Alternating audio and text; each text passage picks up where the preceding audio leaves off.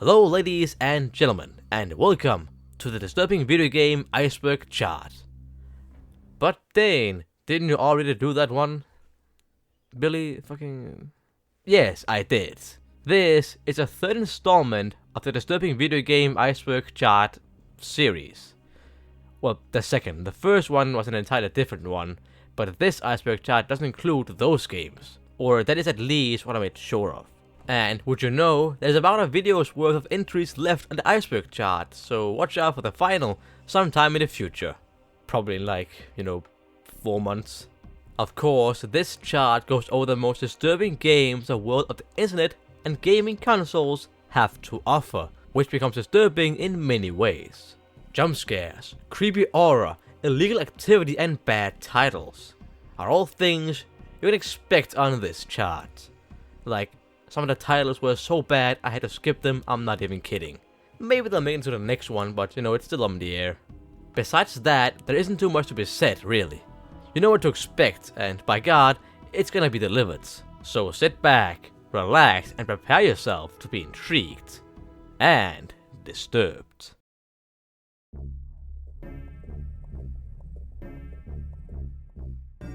Yeah, I know, just like the last video game Iceberg, this starts off a bit mild? But of course, so does most Icebergs. Anyways, the Fallout series is, well, not a horror genre. It has post-apocalyptic elements, FPS elements, RPG elements, phone game elements, and more, but not directly horror. Sure, the setting can be unsettling, and the events of a nuclear holocaust is a nightmare I think everyone in the modern world have faced. But besides that, just a game about the apocalypse, I guess. The story is pretty simple. It's an alternative universe where a cold war between China and the US escalates and nuclear fire engulfs the planet, killing almost everyone and mutating the rest. Mostly. And now, you can walk around, explore vaults, find funny jabs, and shoot animals. In this style. Gotta be sure, The games are well fleshed out. Good lore, good gameplay, good bugs, Bethesda, yet it's still lacking in the horror department. Sure, you can make a case for the nuclear winter hellscape and the collapse of society, but in itself the game is a lot of things, yet not a horror game. Poppy Playtime is a rather new horror game being released last year and still being released this year. Different chapters and all that. In the game, you explore a run-down and abandoned toy factory as you, a former employee, is trying to understand what happened to other co-workers at the factory, which disappeared. The factory in itself seems to have been quite successful, making some rather high-tech dolls, but of course with an unsettling vibe because horror. And because no company is innocent in the gaming world. Which is weird because companies make the game, it's really meta. In the game, you explore, survive, and get spooked, the three genres. It seems to be a hit game, where some even call it the new FNAF, a really good title to have. Or because it's one of those games that do pretty well, but gets overrun by those kids who make a terrible fandom about the game. The Binding of Isaac is, a bit like Fallout, not really scary, in its core at least. The genres it follows are action-adventure and roguelike. The game is a dungeon crawler, where you explore and, crawl through a dungeon to try and get to the end, solve some puzzles, explore some challenges, fight some enemies and then a boss, and then win. A bit like Zelda, in some sense. I guess the enemies can be seen as disturbing, but they're not really nightmare fuel per se. The story of the game is an alternate version of the biblical story which shares the same name, which you know because you were awake and listening during Bible studies, correct? Well, anyways, for those who haven't gone to Bible studies or just haven't played the game, I guess, the story follows Isaac, a normal kid who likes doing normal things like drawing and whatever kids do nowadays. However, his mother begins to hear voices from God, which tells her to rid the boy of all evil. First, she takes away the drawings and toys. Then, she hurls him into a room, and finally, she's going to offer him to God, as set by God himself. However, instead of being stopped by divine intervention like the original one, this Isaac escapes by using a trapdoor where he enters this. The game is, again, not really scary but more disturbing and sad in its display of items, enemies, and, well, the entire story, I guess. Dead by Daylight is a survival horror multiplayer game where 4 players must work together to defeat the other player in the game, who gets to play the role of the murderer, which comes in different shapes, sizes, and even series. In the game, the 4 players' main goal is to escape, which can be done before they've fixed 5 generators around the map, which then will open a gate from where they can escape. On the other hand, the killer must prevent this, and as the name kind of entails, he isn't going to just simply ask them to stop repairing the generators. No, in fact, he's gonna catch them and sacrifice them to some evil force which motivates them. And the plot? The background? Shut up. Don't care. It's a game which gives you the chance to work together as a team, or finally, be the evil guy. I love games that does that, it's so liberating. I don't know why.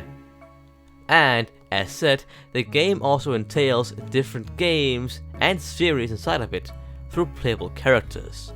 There is Silent Hill, Halloween, the Texas Chainsaw Massacre, and Nightmare on Elm Street, Left 4 Dead, Stranger Things, and many more. Bendy and the Ink Machine is a horror first-person puzzle action survival horror video game which was cut into episodes which were released with time in between. There have been other installments since, short videos, let's plays, and a whole lot of fan content. Yes, this game has fallen into the weird category of horror games where kids play it religiously and somehow make a terrible fandom, which is perhaps the true horror of these games, a fate worse than death. In the game itself, you explore an old cartoon studio which made those old retro water hose animations where ink, paper, and cardboard cutouts of the big star, Bendy, can be found. In the game, you have to explore the studio, its weird background, and the secret of Bendy and the Ink Machine. See, the title makes sense. The horror is, of course, the slow descent of the studio, the quick scares, and the characters roaming around the place.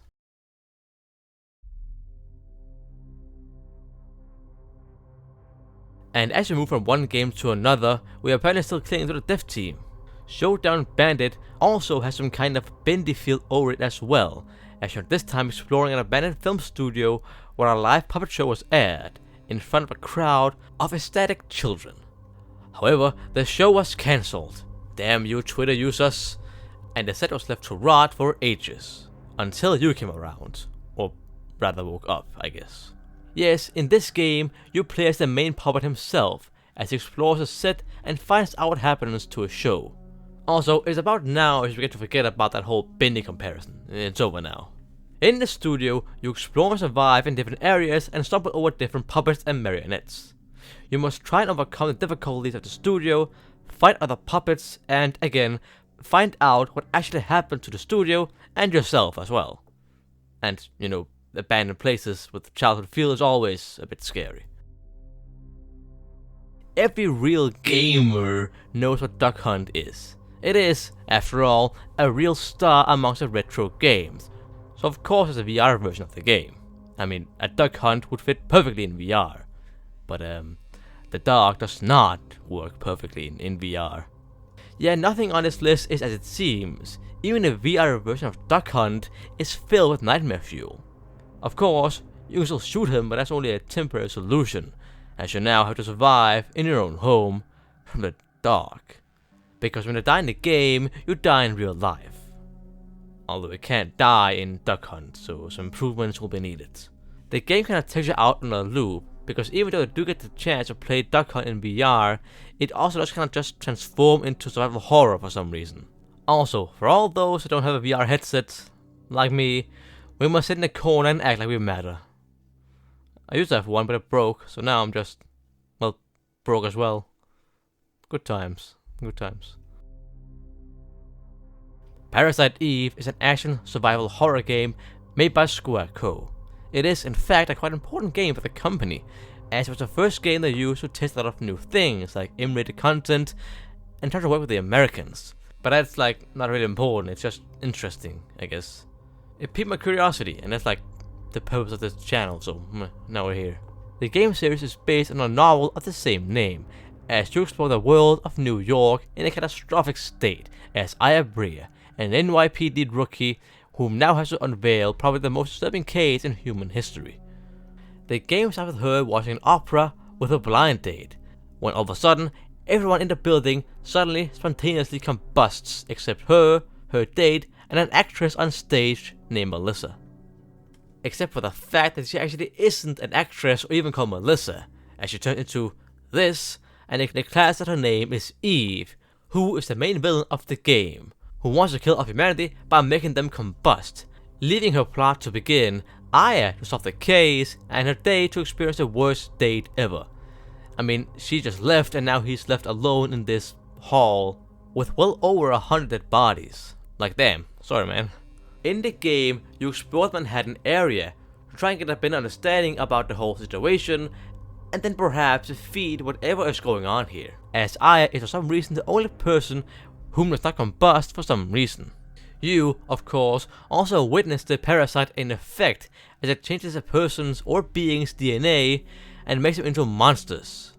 I think. There's probably some kind of scientific way to explain what's happening here, but like, I don't know what it is, so I'm just gonna say science?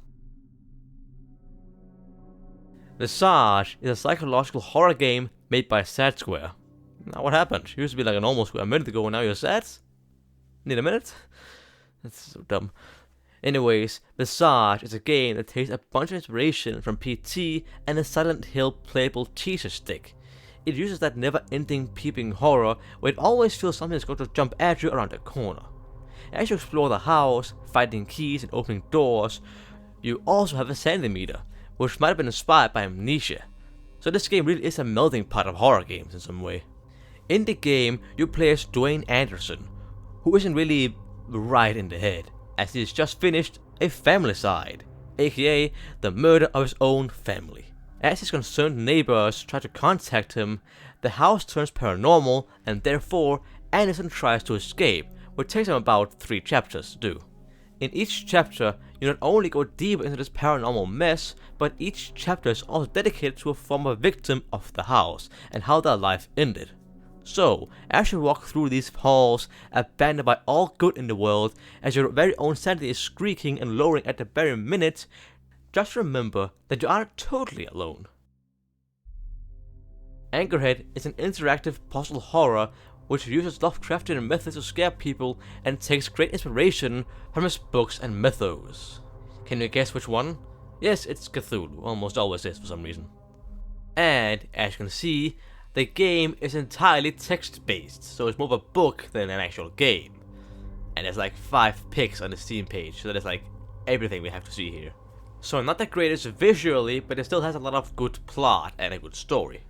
And just like Cthulhu, the game takes place in a small New England town, this time it's Anchorhead, where a small family consisting of a professor and an unnamed woman, the main protagonist, tries to settle in the new area, as the husband of the two apparently inherited a house from a part of the family he didn't even know existed. This weird house transfer is far from the weirdest thing to happen, as the main protagonist quickly realizes that something weird is going on around the town. Eventually, she uncovers a plot to make a grand ritual in the area, which will summon the Great Old One, which should sound familiar to all you Lovecraftian readers out there. And now, she must try to uncover the great secrets of the ritual and stop it at all costs, over the mere span of 3 days, which is a gameplay part, I guess you could say. The game is cut up into different days and segments of the day, where you have to unlock a certain amount of puzzles to get through, both with and without time limits. The game is rather well received as one of the better Lovecraftian games out there, and has even won an award for its settings.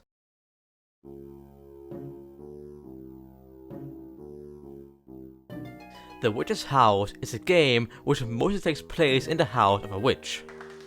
Thank you. It revolves around a girl named Viola and a black cat, which for some reason find themselves trapped inside a forest with no seemingly possible way out, as the main entrance and exit of the forest is blocked by a wall of roses. I mean, you can just walk around into the bushes and woods, but you can? Whatever. Can't get those Yeezys dirty, I guess. Anyways, near the place where Evola wakes up, an abandoned house can be found, which might have some resources to help Evola and the cat get out of the forest. But, as it seems, this is no ordinary house, as it is haunted by a witch named Ellen, which means that the house is not only cursed, it is magically haunted cursed, which is also what the game revolves around. Now you gotta solve puzzles inside the house to get anywhere and perhaps finally find a way out of this mess. In the game, there are two endings, which are called the good ending and the true ending, so apparently everything is just dandy in this world. But that is only what they want you to think. There are actually also pseudo endings in the game. So there isn't two endings. They just like to say there's two endings despite there not being. I hate it when games does that. If there's two endings and there's two endings, don't come up with some bullshit about there being like a third or fourth. The endings are endings, alright? Even if they're secrets.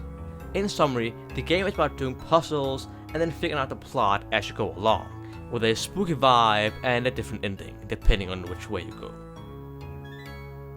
Sallyface is an indie adventure game which revolves around Sal Fisher, aka Sallyface, his friends, and their intriguement and investigation into the many murders and suspicious activity around the area. Sally himself is a new boy in town who just moved in with his father and has a prosthetic face. Using point and click and side-scrolling elements, you have to solve puzzles, find clues, and explore the area to try and find a connection between clues and find a way to progress in the game, all while the characters are narrating about what happens. There are also mini games in between sections to make a more definitive breakup of the story.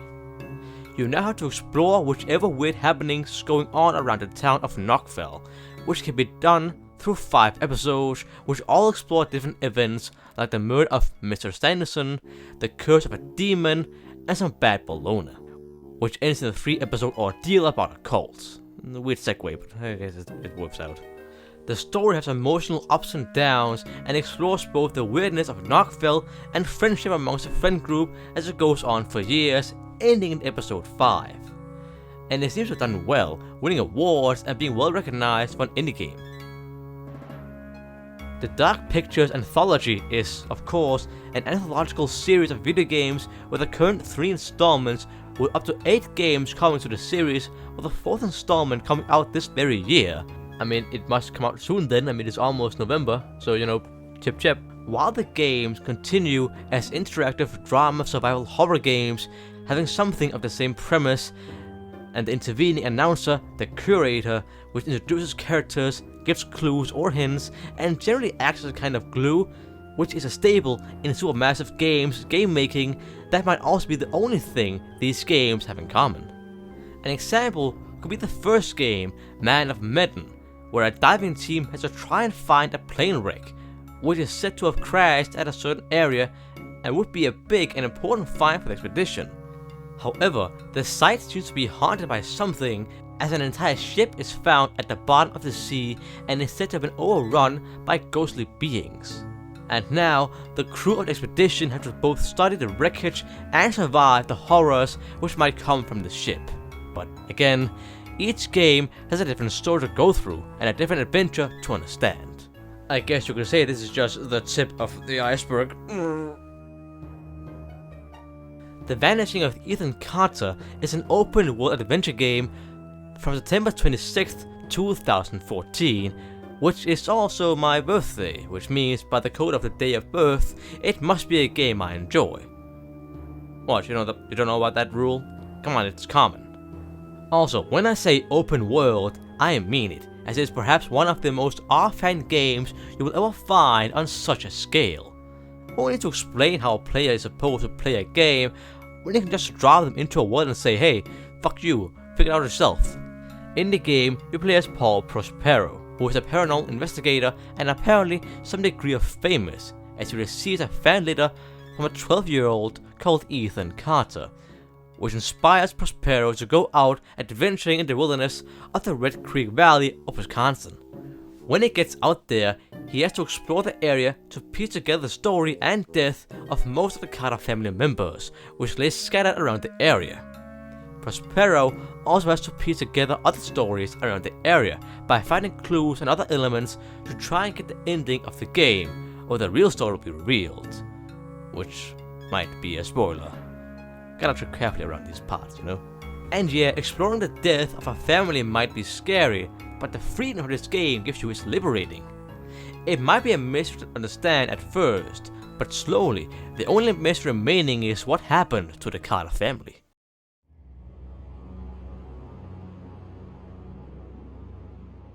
End Roll is a free adventure RPG from Japan, which is all about an almost helpless murderer and a little boy named Russell, who has committed several counts of murder and simply feels nothing about it. He doesn't really care about the victims that is murdered, as he has no remorse to speak of, and is therefore being executed by the Japanese state for the many murders he has done with no apparent guilt at all. However, a company who is making an experimental drug called Happy Dream wants to experiment on Russell, as the drug is still in the testing phase and is a bit mysterious at the moment. So some readjustment is needed. The drug in itself brings a person to a hallucinating phase, which is also where the game takes place. In this place, Russell finds and interacts with the friends he always wished he had. These friends and the drugs have the main goal of trying to make a person like him finally feel anything, like literally any emotion at all, which is also why he's on the program in the first place. If the drug can make Russell feel remorse, after 7 days on the drug, he will not only escape the death sentence, but will even get out of jail into the free world. And that is what the game is all about, actually making friends and trying to get out of the miserable state that Russell finds himself in at the game's beginning. But again, this is a drug-filled dream world of a teen murderer in jail.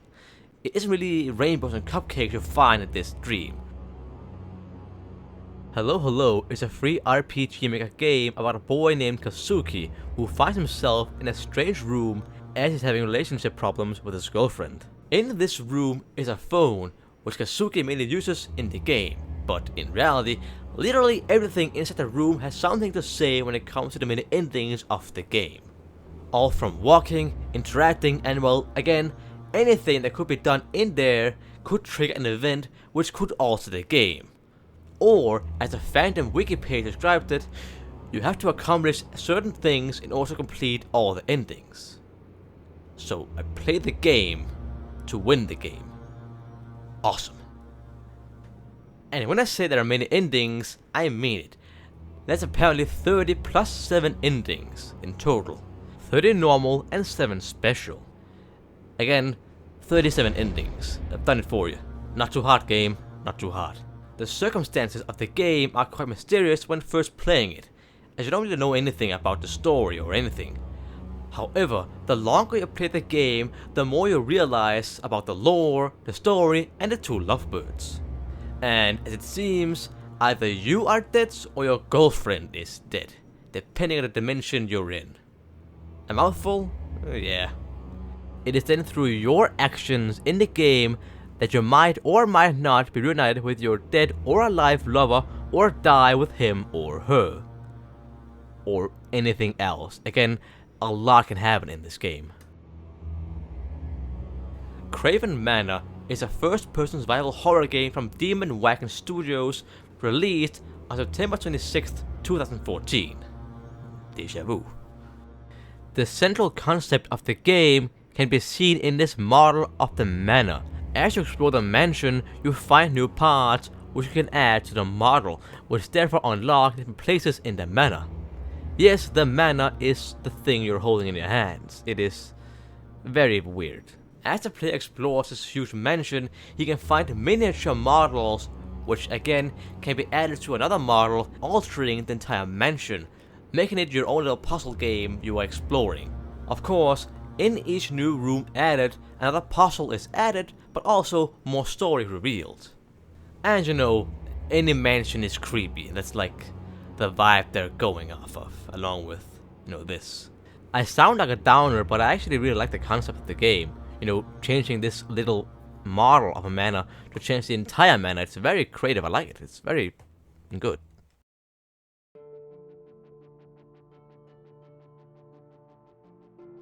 Daymare 1998 is a hardcore survival horror with enemies that take more than just a few punches to get down. Along with that, you can't take that many hits either, so you must do like your forefathers and use your brain to survive. And thereafter, use the same brain to solve puzzles. You know, be smart in this game. The game tries to mimic the atmosphere and style of the games from the 1990s, which doesn't have that much to do with the lore or plot. It's just kind of a nice thing they do. It's cool. The plot, which obviously takes place in 1998, consists of a top-secret US military facility which does what the US always does in movies and gaming. They build an extremely lethal material which now poses a danger to all of society because someone just couldn't put a cap on it. In the game, there are 3 different angles to the story, that being an elite soldier who's at the scene to stop the outbreak and destroy evidence, a helicopter pilot around the area, and a forest ranger who resides outside the area of interest. As they now have to save the city, and to some degree the entire world, they must first watch out for the monsters which the Lethal League has made, because of course it has. This is essential for US foreign policy. It's a so-called Daymare, which I doubt is an actual word. Or slap my nuts and call me a Swede, it actually is a word. Hey kid, you like drugs? No? Well, that is the correct answer. Good for you, kids. But if you want to experience what a bad trip looked like, then why don't you boot up a roundup? A Stigma. Should be like the same, but on Steam. A Stigma is a game which tries to mimic that whole 80s arcade feel, where a funny little character does a minor task to get a certain amount of points. Except they inject the game with Satan weed and made it surreal and glitchy. The game in itself is supposed to be a mix of Q*bert and Pac-Man, where there are different obstacles like needles, eyeballs, human organs, and you know, whatever. The game doesn't really have a long plot or a legendary background or anything like that. It's really just a game you boot up and play, no questions asked. Just a casual game of drugs-induced surrealism and a bit of red blood background. Now how many times can I do that drug comparison before it gets old? You and Me and Her, a love story, is a love story between you, me, and her. Except it's these 3, not those 3. How adorable. Also, yeah, it's a Japanese anime visual novel. What do you expect to be in here? I mean, look at his hair. Have all your years in the web taught you nothing? The plot revolves around you, a normal and average student with no real amazing abilities, who's about to be the horn everyone wants to toot for no apparent reason, because that is how love works, Japan. As you begin to help the school loner, you also begin to help the class favorite, and begin to grow closer to both of them, making something of a team of friends, where a sort of fight for love happens, as you, of course, can pick both. And remember kids, Doki Doki Literature Club was inspired by this game, so it does have some shock value in it. If you take Miyuki's route, it should be a normal dating sim, which is hella boring in my opinion. But if you're going down Io's path, then the game gains some more spice, in my opinion, as you begin to challenge the line between love and obsession, leading to a yandere route, which touches on some more touchy subjects and emotional trauma. A bit less boring in my opinion. So, who will you pick? Your heart aches for both, but your soul can only be bound to one. Have you ever wanted to play a game featuring the Rancor from Star Wars? Well, now's not only your chance to experience that, you also get a chance to be its best friend. Take my money, please. Papo and Yo is a game where you, Quico, finds a new best friend in the giant monster known as, well, Monster, who you just really enjoy playing with, and the monster loves it as well, so win-win. However, our dear friend has a problem. An addiction, actually. Yeah, kinda sad. If Monster ever sees a poisonous frog, he can't help himself going over there, eating it, most likely getting high as a kite, and then going into a frog-induced, rageful rampage where even his friend Quico isn't safe. It is in this Brazilian-looking town that you have to solve puzzles, help your friend, and go on an adventure. Oh, the horror? We don't need that, the game is already pure and wholesome. Alright, fine, I guess. The gameplay isn't really that scary, unless you count monster charging at you as scary. It more comes in the storytelling, which can be rather dark and creepy. The dark plot is slowly revealed as time goes on, but as time goes on, the game also becomes more dull. Mibli's Quest is a platformer where you explore the surreal world of retro nostalgia as you control everyone's favorite poorly drawn 8-bit character, Mibli. No, that is actually what it says on the About section on Steam. Thanks devs for making the content so easy for me. As you explore this 8-bit surreal land, you also face your nightmares as well, as you explore 20 crazy levels of nightmare enemies with obstacles and the slow loss of brain cells, as the world, and especially the bosses, makes you wonder what's actually going on here. In the game, you must overcome the many enemies and worlds and finally defeat the final boss and your arch nemesis, Crocodipili. Yes, Mobibli must defeat the Crocodipili in this game. This is fucking genius. The game is challenging, but in a fair way, which you must overcome using your past Mega Man skills to get through and make it through the level, which makes winning that more rewarding. Along with that, it is also constantly disturbing, which is the horror part of the game. I mean, levels like the Satan level might just be a bit disturbing if you wasn't expecting it. Eternal Champions is a fighting game from Sega, which follows the unwritten rules of fighting games at the time, like, for example, wacky yet consistent character designs, like for example, Lion Man hybrids, White Woman with back problems, and average Spandex Man. It also has a 2D fighting arena and fatalities, which is the main meat and potatoes of this entry. You see, regularly, this game is actually pretty good, being a good fighting game and even getting spin-offs and a sequel. Yet the finishing moves after defeating an enemy are so brutal that it got the game in trouble and might even be the reason why Sega didn't continue making the game. It consists of blood, shark biting, ripping people apart, and everything brutal and mass destroying. So if you are squeamish with blood, then don't play this game. I would love to talk more about this game, but that really is all. Eternal Champions has some extremely brutal finishing moves compared to other fighting games. Aha! Oh wait, that isn't scary at all. Okay, besides a few infamous things like Lavender Town and a few other things, a Pokemon fan game might not be the thing we're expecting, especially down here on the list, but here we are. Pokemon Reborn is a fan game made in RPG Maker XP, which tries to make a unique experience with new additions, but still keeping firm to the Pokemon core. It has better shinies, new field effects, and apparently some sensitive content. The game doesn't really follow canon Pokemon lore, as it goes into more extreme and dark subjects, using a more dangerous enemy team, Team Meteor, and tries to make a more dark atmosphere. Actually, surprisingly more dark. However, that is more or less just the plot. Besides that, it's just a Pokemon fan game. So, next.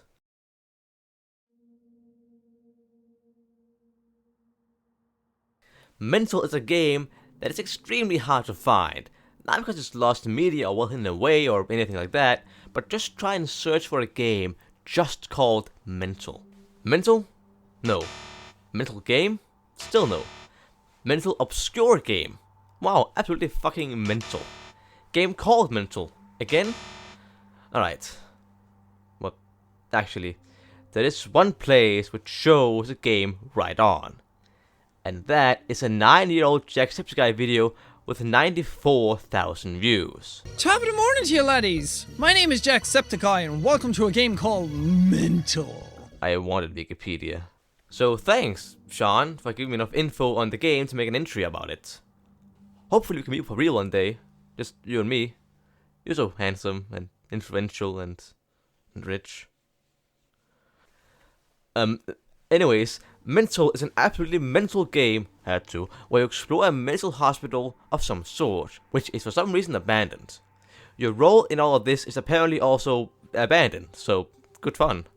As you explore this mental institution, you have to find keys, open doors, and solve light puzzles, all while the game throws whatever it can at you to scare you.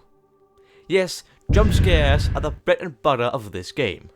The game's enemies are, obviously, well, mental, but with some kind of mental institution theme like straitjackets or that insane look. Whatever turned this place into a giant death trap is unknown, but since you're already there, then you might as well explore it to the end, right? Well, that is if you can survive, that is. Gingiva, which is apparently like the name of the flesh around one's teeth, nice, is an RPG Maker game which serves as a sequel to Mittens, a game I talked about before in my previous video, with some characters even reappearing, along with that surreal art style, which is the main kind of discomfort this game brings. In the game, you go around as a real dystopian society as a young woman called Gingiva, which is ironic considering the fact that you don't even have a mouth or a face. You are literally just a keyhead, that is what you are. But don't you worry, as you are thrown in prison for slacking off in this perfect society. You are thrown in prison and meet Cheddar Teeth, who actually has some kind of gingiva. But now you are in jail, so perhaps this journey wasn't too good. Well, now that you're thrown in prison and dismissed by society, they might as well go around and take down Big Brother, eh? That is the plot. The game is an RPG, after all, RPG Maker, so you have to go around the world, defeat enemies using many allies like fucking Himmler to get to the top and try to take down this evil regime. But is this land really worth defending? I mean, dystopias and all that is bad, of course, but look at this. Can this really be saved? Gore Screaming Show is a visual novel in the anime style. Wow, how original. Which I was surprised if it didn't entail any kind of gore at all. The game in itself is about a guy named Gino Kyuchi, who was returned to his childhood home after living abroad. But nothing is as it seems. Oh wait, it is. Well, his friends are still there and so is his home, yet he also makes some new friends and encounters some strangers which might not be the same. Okay, I'm trying to scout for cliche breaks here, alright? I'm trying at least. He later comes across an old well in a nearby forest, and Kyuchi's ordinary life comes to an end upon meeting a girl who is sweet and kind towards him, but utterly loathful towards his companions. She calls herself Yuka, but the encounter is cut short when she vanishes without a trace, while Kyuchi begins to grow closer to his girl of choice.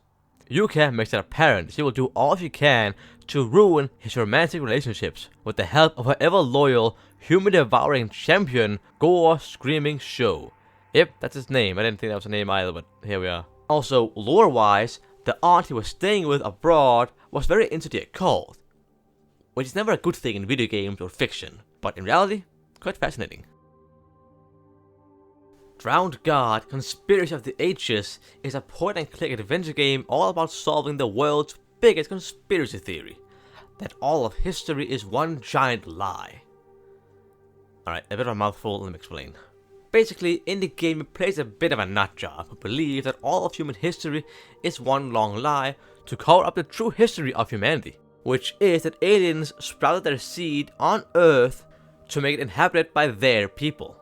However, this great civilization was lost in the Great Flood, and now all known knowledge we have of them was lost in the fire in the Library of Alexandria. And now, only a certain set of people, like the Knights Templar, Da Vinci and Newton, have kept this secret hidden. Until now, where you have to prove that this great civilization was real, and you must find the drowned god. You do this by traveling back in time to 4 worlds, where you must find some historical artifacts which can help you uncover the truth. The plot was actually preserved by the creator, Harry Horse, for some time, not knowing what to do with it, when he decided to make it into a video game, for some reason. He then hired a group of devs with varying amounts of talents to begin creating this game, and the result is interesting. The game got some mixed reviews as the puzzles were weirdly laid out, the sound was bad, and the whole execution was dissatisfying. The lack of patches and the abundance of bugs made the game slowly fade out into nothingness. Despite having a great launch and a hopeful promise, this all went down the drain. So as it seems, the secret of human history should be locked away forever, and so shall the path and secrets of Hyperborea. The Seventh Guest is a horror interactive puzzle adventure game which is actually kind of important. It broke a bunch of standards and records and was highly praised for being one of the first games to use live action clips in its gameplay, or at least in their style, and was dubbed the new standard in interactive entertainment by Bill Gates. Did not expect this to happen this deep down the list. The game takes place in a mansion called Stauff Mansion, after the owner, Henry Stauff, where you have to solve logic puzzles and venture through the mansion, all while actors play their part of the ghostly guests in the house that explains and shows the plot. And then there's also the ghost of Stauff, who is a bit of an asshole. Soup. The puzzles are the main type of hindrance in this game, which are all made by Stauff, who also watches on as you try and solve them, as he shits on you as you're doing good or bad. Yeah. Crazy. Sick. The reason why you're doing these puzzles, or in the house in the first place, or really who you are, is a bit of a mystery, as you can't remember anything that happened before you woke up. And that is what you have to figure out, through clues found in the mansion, and from the 6 actors talking in movie sequences. One theme, however, is recurring in the dialogue, and that is that there was supposed to be another person among them. There is a missing 7th guest. Roll credits. Someday You'll Return is a psychological horror game with a heavy chick feel to it. Like, don't you worry about ever not knowing where this game is from. The devs have made it their sole duty to tell you that this game was indeed made in Czechia. It also has taken inspiration from a lot of horror games, all of which I've covered in these videos, yet still differs from them in its own way. For once, this game has no combat of any kind, but still tries to make itself intense and about skill, as there are many other elements in the game like stealth, crafting, drugs, exploration, and a lot more. Through all these elements and parts in the game, and your own decisions, you begin to alter the game's ending, of which there are 5. And only 5. The story is centered around your Czech daughter, running away from your Czech house into the trippy forest in Bohemia, while the actual environment is based on real Moravian trials in places like Uhec Krastic, Hradisko, Kosel, Pravsiska, Brana, and everything Bohemian, Moravian, and Czech. 5 stars, IGN. OK Normal is not only the rating of my channel, but also a surreal horror game with an old 90s game aesthetic. The game is, as the devs would describe it, something of an experience to go through, as something of a direct goal or game mechanic isn't really the main thing here. That would be the surroundings, which is really surreal, unnerving, yet filled with that PS1 vibe, which many can remember fondly. The further you've gone in the game, the more surreal and crumbling it becomes, as it feels as if everything is becoming uncanny, in the normal sense, not that boring and unoriginal meme. I don't like it. It is built to be a kind of strange and unworldly adventure, relying more on that everlasting creepy horror, like when you were home alone for the first time as a kid, than direct jump-in-the-face horror, which can be finished in about 30 minutes to an hour's time, depending on how fast you play the game.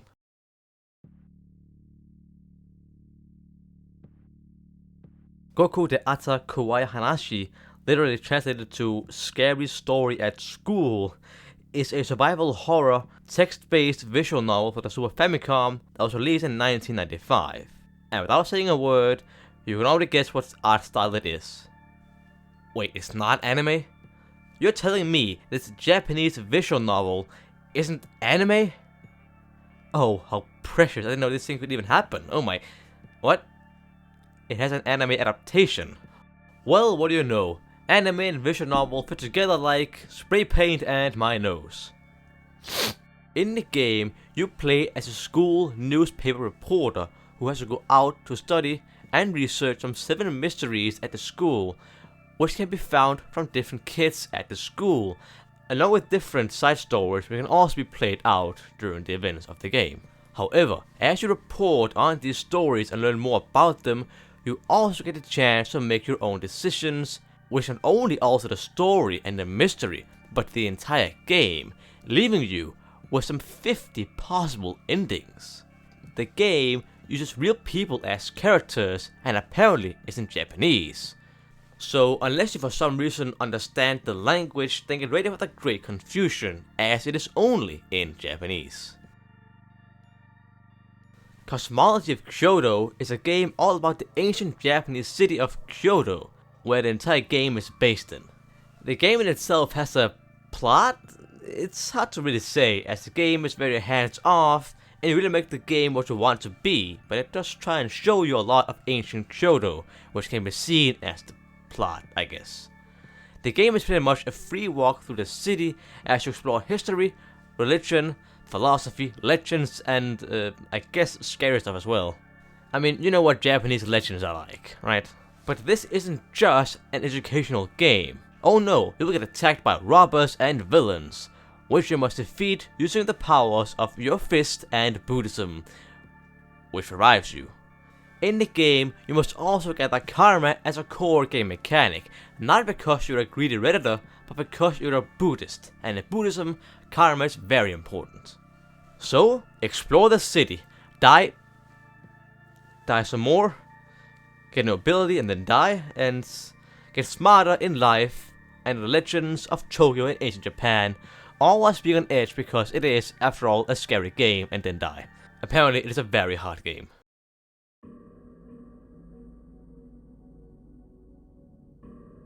Psycho Rhythm is an adventure game, not a rhythm game, developed and published by Visionsoft and was released in Japan in 1999. And I've gotten a total rating of 1 out of 5 stars from the 2 users that knows the game exists. And if I'm gonna be honest here, I think they're just angry with the fact that they can't find the game because, oh boy, that is a hoot. I mean, even the company's name, Soft Vision, is hard to find because every company is called Soft Vision or Visionsoft. Well, the secret to finding this game is by going dark, and by that I mean going Japanese, as that is where you find the meat and potatoes of this search, I guess. The game's plot is about a boy named Hiroshi Minami, which lost his parents at the age of 12 in an incident at a research lab, where 5 people died including his parents, which left him shocked. However, Minami was not about to give up on his parents' death just yet, and after his graduation, he began a detective agency, which would look into the death and mystery of the incident. As Minami and his detectives dig deeper into the mystery, it gets linked to other murders around the city, which ends in a left eye incident, as the 60 corpses that are connected to the case have only one thing in common: their left eye is completely removed. Also, the content of the game is 18+, which could mean one of 2 things. But simply by researching the game, I don't think I need any kind of gameplay to suspect the fact that both kinds of not safe for work material is introduced in this game. Okomomimi Farm is a game all about a world takeover where no one is safe from these outworldly invaders, which have octopus limbs. Yeah, it's what it is, you know what it is. While there are some good reviews out there, I think, I have chosen this shitty fucked up Japanese translation as an explanation of the game. Both because it could be fun and new, but also because this might just be the best explanation we have out there. It is perhaps the most direct source we have for the game without playing it. And no way I'm playing that, that is not going on my search history, alright? Anyways, here goes. Thanks go to Easy83. I've yet to play the game, but I thought I would share it. Intro. Monsters and foes are taking the land as they please. Who knows how long anywhere is safe? Young half-bred animal girl, Eldo, name customizable, embarks on a journey. That's it. That's the intro. System. 3 difficult options. No, game over. Make progress even if you fail. Simple instructions keep your quest clear. Balance is a bit off at the start, but once you get rolling, it's very fast paced. Content. Main scenario cutscene with free mobility. Top-down view action RPG style. Day and night weather cycle menstrual cycle, what? Possible to get pregnant, have children, alright. Children and captured slaves can become party members and develop just like the player character. Fast travel to checkpoints anytime after you discover them once. 51 slots for equipment, around 800 slots for items. Many equipments can also your ability when equipped. That's the purpose of them. Occupation, aptitude skills, and menu skills can be selected at the start of the game. Also, random option. Okay. Default XP gain and save options have been overridden for high rewards and auto quick save. Currency and points can be transferred between save files. 3 levels of difficulty, again, for beginners, gamers, and old school hardcore RPGers, plus many other features. Thank you for this very long review. It was shit. And always remember, possible to be pregnant, have children. Teaching Feeling is an anime dating sim with love stories and multiple partners, which is also bundled up with all these other not safe for work games. The game offers high quality gameplay and an immersive story and plotline, which is rather bold for an anime dating sim which uses the same spirit about 90% of the time. However, the game does give the player a bunch of options and choices to make on your own, and they do actually matter, and aren't just a glorified wake-up call mid-game. In the game, you are given the freedom to choose your own path and behavior around a plethora of girls, as you can see, which all have different backgrounds, memories, and ways of being wooed. As you can see, these girls have been through a lot, and have a rather bad past, so you have the option to make it better. Will you make the game your own playground and do as you and your ego please? Or will you try your hardest to give joy to everyone and make sure nothing or no one is forgotten? Or will you fall asleep? Come on, wake up. Oh, you know a game is gonna have a great plot and some great game mechanics when it's on a porn site. Yep, it's one of those games. This game quite obviously and proudly has nudity and hardcore pornography in it, since that is quite literally the entire game. So, instead of that, enjoy whatever I put up as a replacement. Hopefully it's better than fun. Well, the game in itself is quite straightforward and not really interesting at all. It's a game where girls get slashed and executed either through seppuku, on a pike, or on a cross, which I find quite ironic, since this is not what Jesus would have died for. It's a game where some people get their rocks off by getting it off on Japanese girls dying. It's nothing else but that. Rapeplay, as the title could perhaps hint at, is a game all about rape. It is an erotic 3D game which has brought a bunch of controversy around the world for its extreme imagery, among others. If you want to play this game, then first of all, why you like this? And second of all, good luck, as it has been banned in several countries and has been debated by politicians and almost in some parliaments. In the game, you play as Messiah Kimura, who has a habit of stalking the Kiro family, which consists of a mother and her 2 daughters, which Messiah has a clear eye on. There is a storyline which consists of you being arrested by the big sister because you were groping someone else not related to the family, just a stranger. But because your father is a good old politician, you get off the hook scot-free because society. And now you are eavesdropping in the conversation outside their house, planning your moves on the family. You then begin to stalk the family, grope them on a subway, and rape them in both a bathroom and in a bush. As the family then tries to get rid of you because, well, obviously, you begin to get a bit more greedy and capture all 3 members and decide to use your father's power to make the whole family your sex slaves.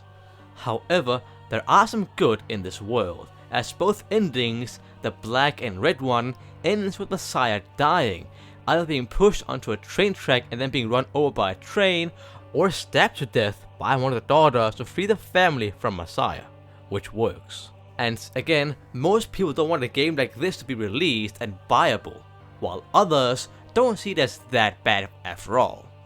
A debate of sorts has sprung out from this game, and games like these. On one hand, people don't want their children playing this game, for obvious reason, along with the fact that these games show a lot of unethical behavior and how it's done.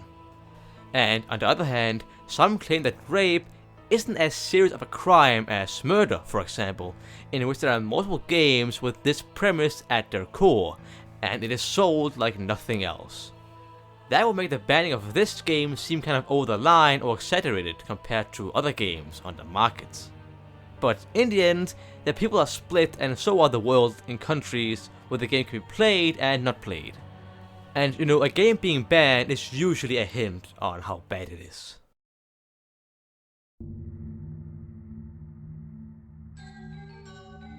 VTech Rampage is not only a really offensive game, it is perhaps one of the most offensive games out there, as it has been ranked the 4th most evil game out there by Games Radar.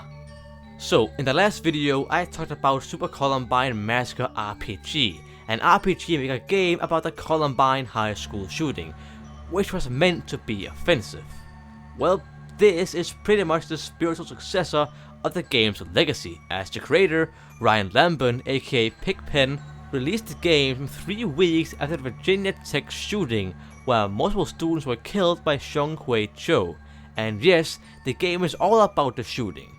You get to control Cho through this perfectly clumsy made game where you have to reenact the shooting victim by victim with different challenges. And in the end, you commit suicide just like Cho did. Again, this game was made only to annoy and enrage people, which it did successfully. Multiple people had a problem with this game and demanded Lambert take down the clearly offensive game. But Lambert simply refused and said he would only take down the game if he got $2,000 in donations, and would then apologize if he got $3,000 in donations. This, however, only gave people a bigger rise and made the whole thing worse, and he responded by saying pretty much, well, okay, I was only joking, geez, don't you see this as a joke? I mean, it's clearly a joke. Not really realizing that no one besides him could really see the punchline here. At one point, even New York State Senator Andrew Lanza, the chairman of the Senate Task Force on Youth Violence and Entertainment Industry, demanded the game be boycotted by the gaming community. What after they refused, since VTech Rampage was made by a single trolling individual and not the gaming industry. And now, it lives on as a majorly offensive masterpiece, and a truly evil creation in some sense of the way.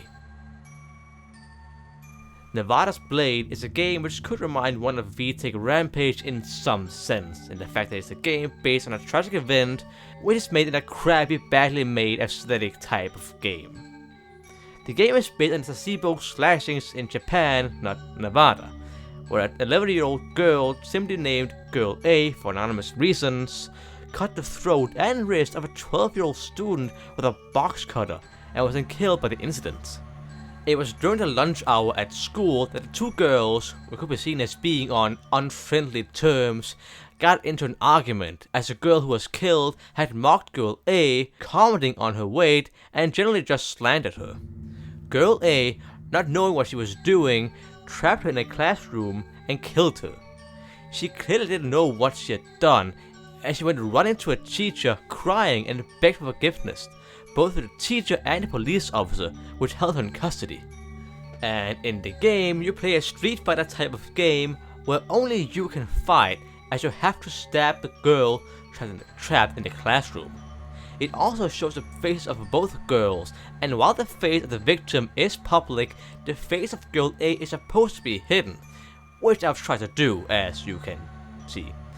The game is, well, not really entertaining, as you simply just have to stab the girl and then some stats show up. That's literally the game. It is, like most of the games on this tier, simply made to be provocative. Jack Clover is a small indie game developer who might not be well known but have made a lot of games in his style. Clover prefers to work more on the artistic style of the game rather than the gameplay style of the game, which is a respectable and admired choice, but might also be the reason why he isn't really well known, since people mainly play games to, play games. One of these games could be Gunner, a game about a thief escaping from the police. Yep, that's it. You gotta escape the police and then maybe hide in a bush every once in a while. The game is also known for its extreme and over-the-top use of gunshot and explosion sounds. Very cool. Another game could be Roadkill Bonanza 3, a game about running over as many animals in your vehicle as possible and avoiding others. Again, not much to be said, it's literally just that. Most of these games follow the same type of pattern. An easy and light game which has some disturbing, gruesome or just weird additions, which makes it stick out. But again, most people play a game to actually play games and not experience it. Or, well, this, what we might call this. Nisa Taxi is an adventure game and visual novel developed and published by Vision, Japan, which was released in Japan in 1999. The game centers around a taxi driver who has a fake taxi, which both involves what you would expect a fake taxi would, involve, but also some other things, which has been described as hurling insults at people. Goddamn man, just calm down, we're all friends here. In the game, you presumably drive around a cast of people in a taxi, where you begin to insult them, and what is worse. Yes, the game involves things worse than the word fuck. I am very sorry about that. The game is apparently a part of a series which involves one other game, that being Nice Scout. Yet both are 18 plus games, rather obscure and not really talked about at all. There isn't really a lot to find, as the game in itself is not really, well, recorded or documented, and reviews are literally all the same, rather they be in Japanese or English. This is the best you're gonna get. Surprise!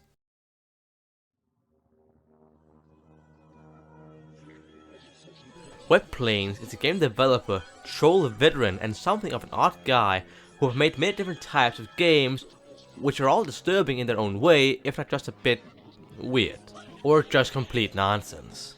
One of his most popular games, which isn't popular by any means, is a game called And, which has a heavy Yuminiki vibe, but now with even less sense to the game. All characters speak in hyphens and forward slashes. You walk aimlessly around the place, and the background music is either creepy old ambience or a slight scream, which isn't really explained for some reason. All of these unexpected characters, which can talk to but can't understand, the unexpected background, and the lack of any kind of sense in the game make it feel kind of confusing. You just kind of play the game. He has, of course, also made other games like Chanel Online, which is just confusing and lacking any kind of meaning at all, even compared to And. In this game you walk around and talk with players, but of course, this isn't VR chat. It's more of a black and white hall with some players which look like this, which you can talk to. However, I don't think too many people are playing it today, or really at all. Both games are trying to explain and show to us something about gaming. They show us what actually guides us in gaming. If we are thrown into a game without any kind of hints, we would just kind of get lost. I don't know why this would be an important message, since that is really, usual. If you don't know what to do, you don't know what to do, but for some reason, Webplanes is really determined to show us this, as it's made entire games just about this one premise. But again, this is mostly just obscure gaming. Lost Boy is an obscure game which went around 4chan on V for a bit, being introduced as a Slenderman-like game, which was rather common at the time. Everyone loved those types of games, but this wasn't a game anyone loved. It's quite literally just a maze you walk through. What you're seeing is everything there is to see. It has some slow, annoying, and hard to use walk mechanics as well, just to make it more annoying.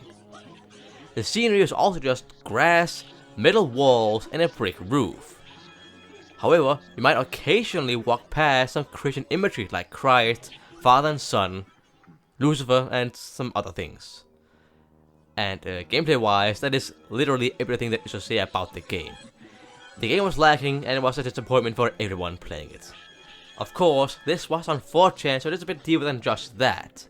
As people began to play the game, which they got through a link on the site, they also began to comment on how bad and boring the game was. I mean, going from Slenderman to this is not really a great experience to go through. However, as time went on, it was revealed to be nothing more than a remote access Trojan, aka a rat, which gave OP access to their bank account, webcam, address, and almost everything they had. I mean, it's 4chan, so what do you expect here? He then posted pics of their info, webcams, and them playing the game to prove to them that he now had access to everything they owned, which was the real reason behind the game. It really was a Trojan horse, being nothing more than bait, which people bit, and that lost a sense of security on the web, simply from a single video game. It actually also was a real game you can play, but again, it is perhaps the most boring game in the existence of gaming, so just play TF2 or something. Oh, that's your dog? Oh, it's so cute. I think it's suffering from the case of the uglies. Ever thought about a vet, perhaps? Murder Dog 4, The Trial of Murder Dog, is a game about the trial of Murder Dog, which is this bloke who have killed many, with joy might I add, and is going to kill more if given the chance. In the game, it is your job to get off the hook and get out of the trial room as a non-guilty man, which is hard since Murder Dog is quite open about his murders, and as everyone knows, Murder Dog is a murderous dog. In fact, imagining the end of the world might be more easy than imagining the end of Murder Dog. Everyone is out to get Murder Dog. The police, the military, the jury, yeah, pretty much everyone from Shit City will try their best to get rid of Murder Dog. And for only 5 megabytes, you can download this game and try and save Shit City, nay, this shit world, from Murder Dog. Or not. Who is the good guy in this game again? But on a serious note, this game is supposed to be a bad and chaotic experience, as the trailer clearly shows. No serious trailer is ever used Comic Sans, quick cuts, or this sound. But again, neither would anyone use a murdering dog wearing jeans. Mamoru Takuma Forever RPG is a beat-em-up, thanks to the confusion, where you play as Takuma Mamoru as it goes on a forever-long adventure through Japan. While it looks to be another bad game with an obvious shitty aesthetic, because that is exactly what it is, it does also go deeper than just that. Takuma Mamoru isn't just another Japanese guy. Mamoru was a Japanese mass murderer whose violence peaked with him stabbing 8 students to death and injuring 15 others at the same school. Along with that, he also had a long criminal record and was convicted of rape several times in his life. And for some reason, someone made a game all about him as the main character, who uses a knife as the main weapon as he slashes down authorities, bystanders and children on his adventures through Japan. The reason why he was chosen is because despite being a terrible person, Mamoru actually became a meme in Japan, which led to him getting enough attention to get a leading role in a shitty side-scroller. In fact, he was so popular that there's apparently 2 games with him having a main role. There isn't much to be said about the game in itself, since there is no real lore attached to the game, and the gameplay is simply what you're watching right now. However, there is a guest appearance with Osama bin Laden as a store clerk, which kinda gives a hint at the type of game this game is. If you dig down hard enough, you might be able to find the game in itself and play it, and get a feel on how weird the Japanese can actually get. And Mamoru is most likely also questioning this in his afterlife, as he was killed by the said Japan in 2014 for his gruesome crimes. The Happy Village is a free RPG maker game which you could download if you're daring enough, or if not, then there's a whole single video of gameplay you can watch instead. The gameplay feels like an ARG in the way it plays out. There is no big jump scares, gore or pornography, but it does go from a cheerful, happy village into a more abandoned, sad and dark place the more you play. The whole place turns glitchy as the sound becomes more obscure, and the whole place, it does become more scary, but it becomes more sad if anything, really. It feels as if you are abandoned and alone in this place, as the people begin to speak in Morse code, and you feel lost in a world that isn't yours. It has a kind of Yumeniki vibe, but more indirect and subtle.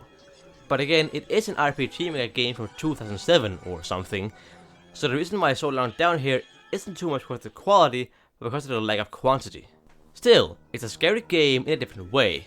Not too hard to find, but just rare enough and not overly scary, it's still subtle enough to give you a depressed and slightly on-edge mood. A good entry to end this video. Yeah, I don't do outro, so this is like the thing you're gonna get. Surprise. And support? Or both. I don't care. Trick or treat.